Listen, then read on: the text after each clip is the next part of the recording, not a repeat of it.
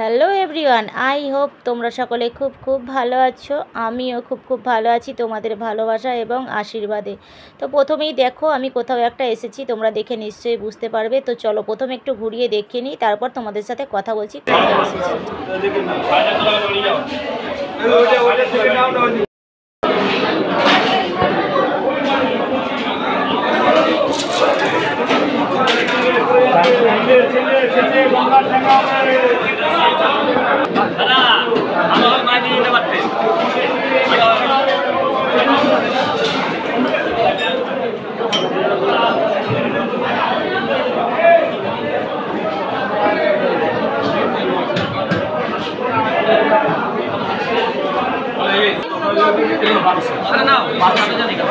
ছোট তো ছোট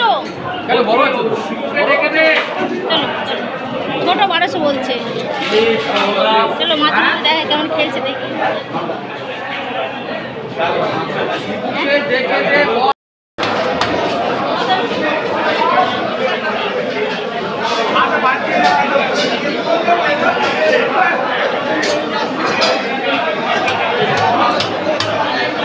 তো এতক্ষণ তো দেখে বুঝতেই পেরে গেছো নিশ্চয়ই যে আমি কোথায় এসেছি। হ্যাঁ, ঠিকই ধরেছো, আমি এখন মাছের আড়তে চলে এসেছি। আর এটা হচ্ছে আমাদের অম্বিকা কালনার চক বাজার যেটা বলে সেটা।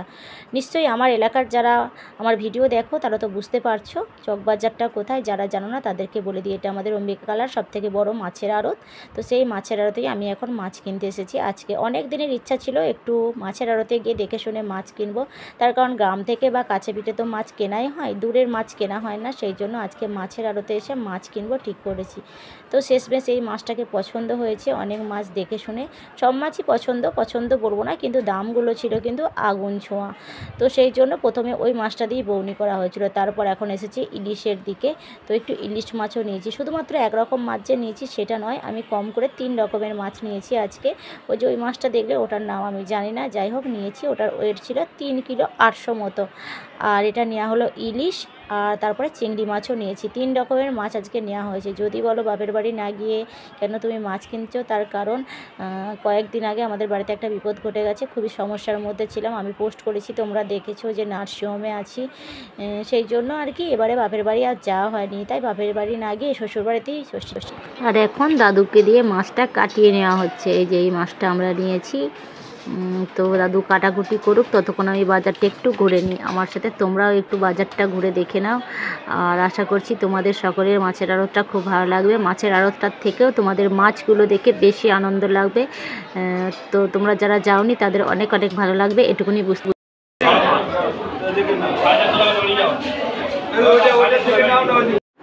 তো আপাতত মাছটা কেনা কমপ্লিট। এবার চলে যাব সোজা বাড়ির দিকে। বাড়ি গিয়ে আবার রান্না বসাতে হবে, যদিও মা বাড়িতে আছে তবুও আমাকে যেতে হবে। তো চলো টাটা।